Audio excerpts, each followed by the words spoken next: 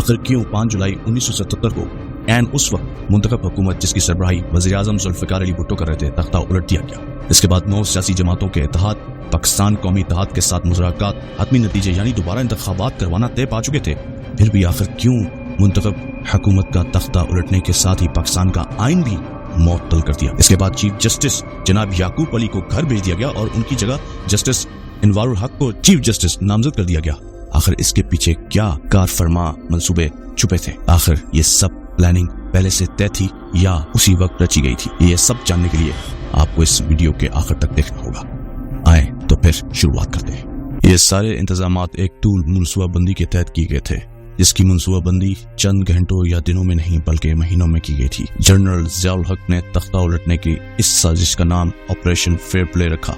وہ کتنا fair play کرتا رہا اس کی گواہی اب تاریخ دے رہی ہے۔ اس سارے ڈرامے کا اہم سین 3 ستمبر کو ذوالفقار علی بھٹو کی گرفتاری تھی۔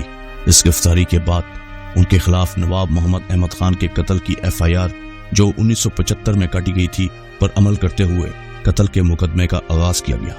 اس مقدمے کی تیاری چند دنوں میں کیسے ممکن ہو گئی یہ خود ایک سوال جس سے اس میں سازش صاف نظر آتی ہے۔ اس مقدمے میں فیڈرل سیکورٹی فورس FSF کے معزول سربراہ مسعود محمود اور ایک ملازم FSF غلام حسین کو سلطانی گواہوں کے طور پر پیش کیا گیا۔ مسعود محمود جو کہ مارشل لاء کی حراست میں تھے کو دوران حراست ہی سلطانی گواہ بننے پر مجبور کیا گیا، جس سے ان کے سلطانی گواہ بننے کی قانونی اور اخلاقی حیثیت مشکوک ہو جاتی ہے۔ اس مقدمے میں ذوالفقار علی بھٹو کی سازش تیار کرنے کا مجرم ثابت کیا گیا، جس کی سزائے موت نہیں ہو سکتی۔ یہ مقدمہ نچلی عدالت سے فوری طور پر لاہور ہائی کورٹ منتقل کر دیا گیا، جو کہ عدالتی انصاف کے تقاضوں کے منافی قدم تھا۔ پھر اس مقدمے کی چیف جسٹس مولوی مشتاق حسین کی قیادت میں فل بینچ کے ذریعے کارروائی کی گئی۔ مولوی مشتاق حسین کے بارے میں ذوالفقار علی بھٹو نے بار بار عدالت کو آگاہ کیا کہ وہ تعصب رکھتا ہے، اس لیے وہ اس کارروائی سے علیحدہ ہو جائیں۔ ذوالفقار علی بھٹو نے کہا کہ بطور وزیر اعظم انہوں نے مولوی مشتاق حسین کو chief justice Lahore high court نہیں لگایا تھا، اسی لیے اس کا رویہ ان کے خلاف تعصب کی بنیاد پر ہے۔ لاہور ہائی کورٹ میں کارروائی میں قانونی سکم نہیں بلکہ بڑے شگاف ہیں۔ اس کے بعد سپریم کورٹ میں ذوالفقار علی بھٹو کی اپیل 9 رکنی بینچ نے کی، جس میں ایک جج ریٹائر کر دیے گئے اور دوسرے بیمار ہو گئے۔ اس طرح بینچ در حقیقت غیر مکمل ہو گیا، اور جب اپیل پر فیصلہ آیا تو پھر یہ مقدمہ اپنی ساکھ متاثر کر گیا کہ 4 ججز نے سزائے موت بحال رکھی جبکہ 3 نے بری کر دیا، اور پچھلے 32 سالوں میں اس مقدمے قتل کو کسی عدالت میں ریفرنس کے طور پر پیش نہیں کیا گیا، جو اس بات کی دلیل ہے کہ اس مقدمے کی کارروائی میں قانونی شگاف تھے۔ ذوالفقار علی بھٹو کو 3 محاذوں پر قاتل قرار دیا گیا۔ نمبر 1 حکومت اور اس کی مشینری جس کی قیادت ضیاء ٹولہ کر رہا تھا۔ نمبر 2 عدالت اور اس سے تعلق رکھنے والے لوگ۔ نمبر 3 پرنٹ میڈیا پر چھائے ضیاء الحق کے پروردہ کرندے۔ لیکن وقت نے ذوالفقار علی بھٹو کو قومی ہیرو قرار دے دیا۔ خود ذوالفقار علی بھٹو نے عدالت کے کٹہرے میں کھڑے ہو کر کہا تھا کہ وقت ثابت کرے گا کیا میں ملزم ہوں جس کو عدالت کے کٹہرے میں کھڑا کیا گیا ہے، یا کہ وہ مجرم ہے جنہوں نے مجھے کٹہروں میں کھڑا کرنے کا انتظام کیا ہے۔ ذوالفقار علی بھٹو نے جس ہنگامہ خیز دور میں عوامی سیاست کا آغاز کیا وہ اور ملکی عالمی سطح پر نظریاتی صف بندی کا دور تھا۔ انہوں نے پہلی بار پاکستان میں بائیں بازو کی سیاست کو عوامی سطح پر مقبول انداز میں پیش کیا۔ دلچسپ بات یہ ہے کہ ان کے مخالفت میں دائیں بازو کے سیاسی گروپس اور دیگر رجت ادارے تو تھے ہی، مگر بائیں بازو کے انتہا پسند بھی تھے۔ وہ ذوالفقار علی بھٹو کے اسی قدر مخالف تھے جس قدر دائیں بازو کے لوگ۔ ذوالفقار علی بھٹو نے بائیں بازو کے عوامی نظریات کو دانشمندانہ اور کال کر گلی محلے کھیتوں کھیلانوں کارخانوں سکولوں اور کالجوں میں متحرک کر دیا، اور یوں پاکستان کی سیاست بھٹو کے حامیوں اور مخالفوں میں تقسیم ہو گئی۔ بھٹو اپنے مخالف محاذ کے سامنے، جس میں دائیں بازو کی تمام سیاسی جماعتیں، بائیں بازو کی انتہا پسند قوتیں اور تمام ریاستی مشینری شامل تھی، اپنے عوامی نظریات کی بنیاد پر بڑے دبنگ انداز میں میدان میں سیاست میں نمایاں ہو گئے، کیونکہ سماج کے حقیقی محنت کش درمیانہ طبقہ نوجوان طلبہ اور خواتین نے کھل کر ان کا ساتھ دینے کا فیصلہ کر لیا تھا۔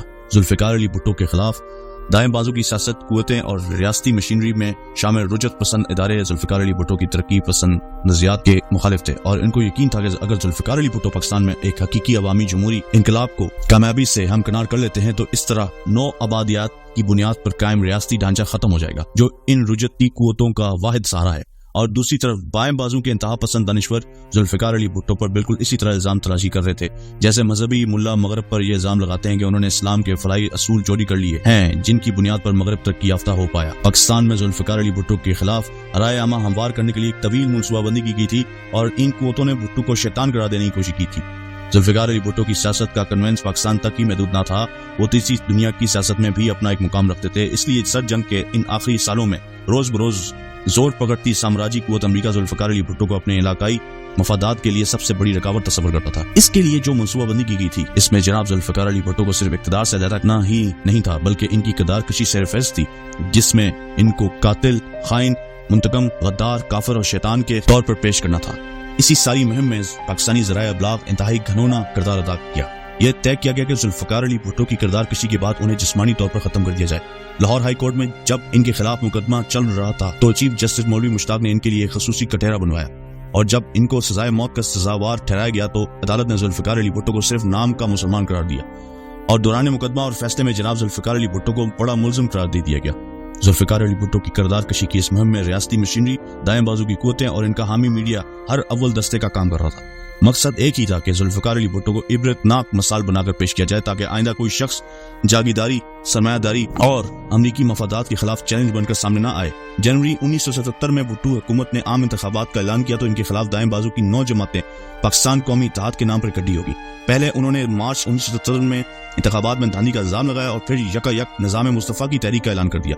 اس دوران پاکستان میں بے دریک امریکی ڈالرز آئے اور ڈالر کی قیمت حیرت انگیز حد تک گر گئی۔ اس ڈرامے کا آخری منظر 5 جولائی 1977 کو chief of staff general Zia الحق کی طرف سے پاکستان میں مارشل لاء مسلط کیا جانا تھا۔ عدالت عظمیٰ نے آئین معطل کرنے والوں کو نظریہ ضرورت جیسی اصطلاح گھڑ کر قانونی حیثیت دے دی اور پھر ذوالفقار علی بھٹو کے خلاف کردار کشی کی مہم کو عملی جامہ پہنانے کے لیے انہیں کٹہرے میں کھڑا کر دیا۔ 3 ستمبر 1970 کو ذوالفقار علی بھٹو کو گرفتار کر کے لاہور لایا گیا جہاں ان کو مارشل لاء حکام نے لاہور چھاؤنی کی ایک ملٹری رہائش گاہ میں منتقل کیا گیا۔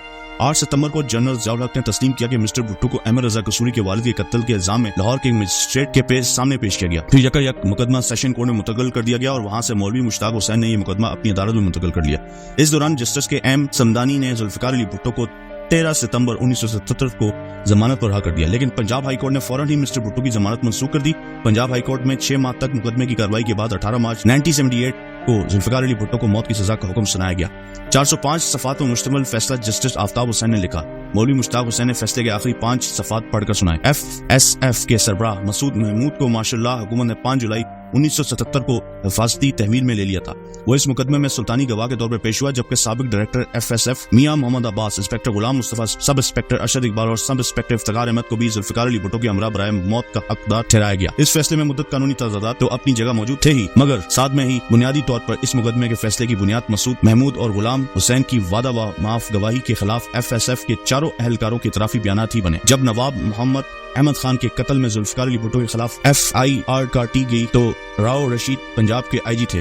اس مقدمے کو حقیقت کا کچھ انداز راؤ رشید کے بیان سے لگایا جا سکتا ہے۔ یہ قتل اس وقت ہوا تھا جب میں IG پولیس پنجاب تھا۔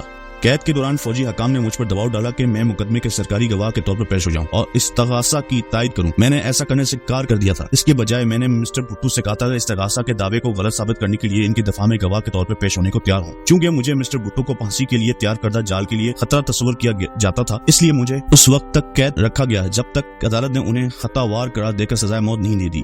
مسٹر بھٹو نے سپریم کورٹ میں اپیل دائر کی۔ اس کے ساتھ میرا بیانی حلفی بھی منسلک تھا جس نے استغاثے کے موقف کو تباہ کر کے رکھ دیا تھا۔ سپریم کورٹ میں مسٹر بھٹو کی اپیل کی سماعت سے پہلے لاہور میں رانا افتخار کا چھوٹا بھائی مجھے ملنے آیا۔ رانا افتخار نے اس مقدمے قتل میں اعترافی بیان دیا تھا جس کی بنیاد پر اسے بھی 2 دیگر ملزمان کے ہمراہ سزائے موت سنائی گئی تھی۔ اس نوجوان نے مجھے بتایا کہ ان لوگوں کے ساتھ بڑا دھوکہ ہوا ہے اور وہ میری مدد لینے آیا ہے۔ اس نے اپنی بات کی وضاحت کرتے ہوئے بتایا کہ جنرل چشتی نے مارشل لاء ہیڈ کوارٹر میں اس کے بھائی رانا افتخار کو بلا کر کہا تھا کہ اگر وہ استغاثے کی کہانی کی تائید کرے تو انہیں معافی دی جائے گی یا معمولی سزائیں دی جائیں گی جنہیں آخر کار معاف کر دیا جائے گا۔ مولانا تفیل محمد نے بھی جو ملزم سب انسپیکٹر ارشد اقبال کے ہمسایہ تھے ضمانت دی۔ ان کے خاندان کو امید تھی کہ مقدمے کے اختتام پر ان کے بھائی کو رہا کر دیا جائے گا لیکن جب اسے مسٹر بھٹو کے ساتھ سزائے موت سنا دی گئی ہے تو وہ دم بخود ڈرا گئے۔ پنجاب ہائی کورٹ کے اس فیصلے کے خلاف سپریم کورٹ میں ایک اپیل دائر کی گئی۔ 27 مارچ 1978 کو چیف جسٹس انوار الحق نے 5 ججوں پر ایک بینچ قائم کیا جس میں انوار الحق، دراب پٹیل، कैसर खान, मोहम्मद सलीम और जस्टिस सफदर शाह शामिल थे। 20 मई को मिस्टर भुट्टो ने चीफ जस्टिस इमरान हक पर अदम एतमाद का इजहार किया। इसके बाद 9 जजों पर एक नया बेंच कायम किया गया, जिसमें chief justice Wahiduddin, justice Mohammad Akram, justice Naseem Hussain Shah और जस्टिस अकरम इलाही चौहान शामिल थे।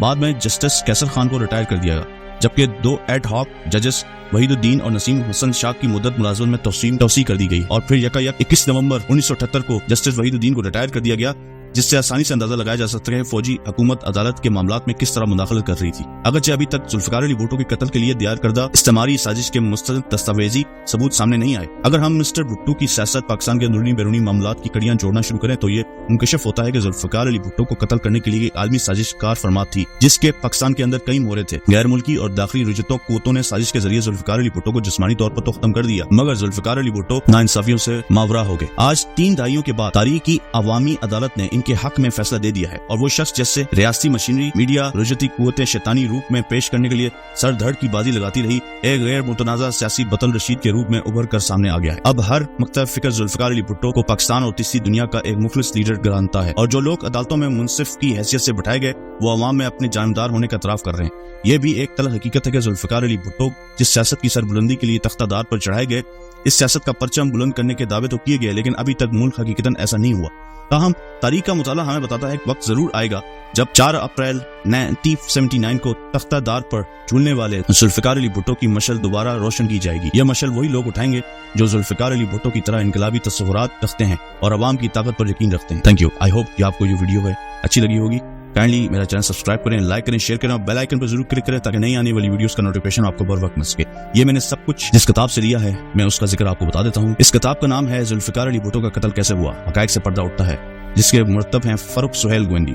इसका लिंक नीचे दिया गया है, आप काइंडली उस पर क्लिक करें, बुक को डाउनलोड करके पढ़ भी सकते हैं आप। जज़ाकल्लाह खैर।